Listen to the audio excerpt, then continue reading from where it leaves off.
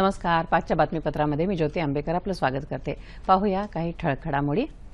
राज्य सरकार करत असलेल्या विकास कामांच्या प्रगतीबाबत समाधान व्यक्त करत महाराष्ट्राचा आदर्श देशानं घ्यावा यासाठी प्रयत्न करण्याचं आवाहन केंद्रीय नगरविकास तसंच माहिती आणि प्रसारण मंत्री व्यंकय्या नायडू यांनी केलं आहे. नायडू आज मुंबई दौऱ्यावर आहेत. त्यांनी आज केंद्र सरकारच्या विविध योजनांच्या राज्यातल्या अंमलबजावणीचा आढावा घेतला. त्यानंतर मुख्यमंत्री देवेंद्र फडणवीस यांच्यासोबत घेतलेल्या संयुक्त वार्ताहर परिषदेमध्ये ते बोलत होते.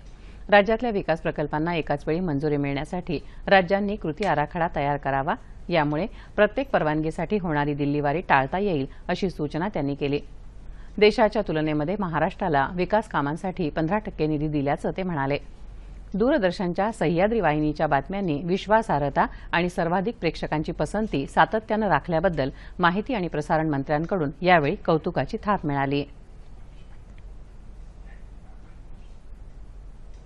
राज्यातल्या शहर विकास आणि गृहनिर्माण योजना तसंच माहिती प्रसारण मंत्रालयाच्या राज्यातल्या शासकीय माध्यम एककांचा आढावा घेण्यासाठी केंद्रीय नगरविकास तसंच माहिती आणि प्रसारण मंत्री व्यंकय्या नायडू आज एक दिवसाच्या मुंबई दौऱ्यावर आले आहेत. सकाळी त्यांनी माध्यम एककांच्या कामगिरीचा आढावा घेतला. सह्याद्री अतिथीगृह वरिष्ठ अधिकारी उपस्थित होते. माहिती प्रसारणाचं काम अधिकाधिक दर्जेदार होण्याच्या दृष्टीनं नायडू यांनी यावेळी काही उपयुक्त सूचना केल्या.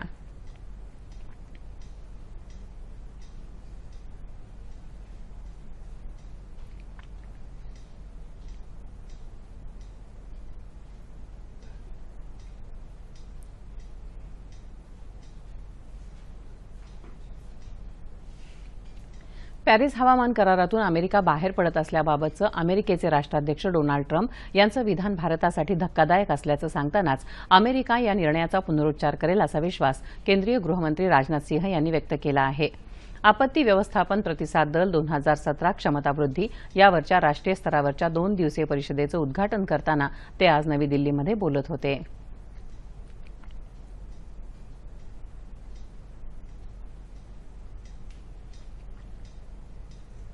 केंद्रीय कौशल्य विकास मंत्री राजीव प्रताप रुडी यांनी आज आपल्या खात्याचा 3 वर्षाचा लेखाजोखा मांडला. गेल्या 3 वर्षांमध्ये कौशल्य विकास कार्यक्रमाअंतर्गत 1,17,00,000 लोकांना प्रशिक्षण देण्यात आलं आहे. देशातल्या 480 जिल्ह्यांमध्ये प्रधानमंत्री कौशल्य विकास केंद्र स्थापन करण्याचा मानस असल्याचं रुडी यांनी सांगितलं. तसंच या योजनेअंतर्गत कार्यक्रम राबवण्यासाठी 25% रक्कम ही राज्यांना दिली जात आहे अशी माहिती रुडी यांनी यावेळी दिली.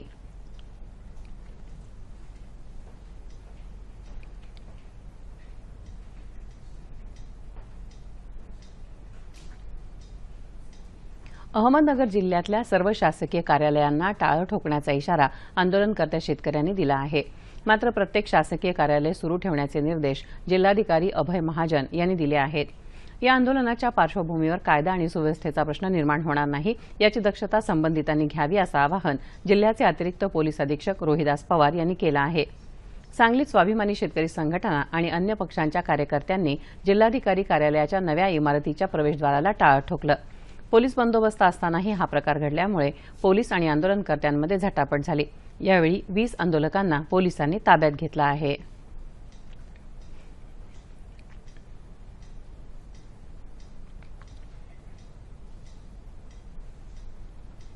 औद्योगिक क्षेत्रानं पाण्याचा काळजीपूर्वक वापर करावा.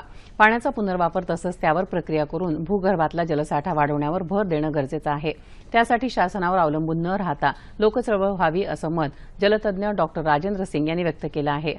महानिर्मितीनं आयोजित केलेल्या आंतरराष्ट्रीय विज्ञान परिषदेमध्ये ते बोलत होते. पीक पद्धतीची पावसाच्या प्रमाणाबरोबर सांगड घातली तर उत्पादन वाढेल. निसर्गाचं शोषण न करता पोषण केलं तर विकास साधता येईल असं ते म्हणाले. आपल्या पराक्रमी साथीदारांच्या सहाय्यानं बलाढ्य शत्रूंचा पराभव करून हिंदवी स्वराज्याची स्थापना करणाऱ्या छत्रपती शिवाजी महाराजांचा 344वा राज्याभिषेक दिन आज तारखेनुसार किल्ले रायगडावर मोठ्या जल्लोषात साजरा झाला. नगारखान्यासमोर ध्वजारोहण करून कार्यक्रमाला सुरुवात झाली. मेघडंबरीतल्या शिवरायांच्या सिंहासनाधीष्ट मूर्तीवर खासदार संभाजीराजे छत्रपती यांच्या हस्ते जलाभिषेक करण्यात आला. यावेळी शिवाजी महाराजांचा जय जयकार करण्यात आला. त्यानंतर हजारो शिवभक्तांसह जगदीश्वर मंदिराकडे पालखी मिरवणूक काढण्यात आली. या मिरवणुकीतून राज्यातून आलेल्या ढोल ताशा पथकांनी भाग घेतला. या सोहळ्यासाठी जलसंपदा मंत्री विजय शिवतारे उपस्थित होते. ज्येष्ठ शुद्ध त्रयोदशी या तिथीप्रमाणे उद्या याच ठिकाणी शिवराज्याभिषेक सोहळा साजरा करण्यात येईल. याबरोबरच हे बातमीपत्र संपलं. पुन्हा भेटूया संध्याकाळी 7 वाजता आपल्या सह्याद्री वाहिनीवर. नमस्कार.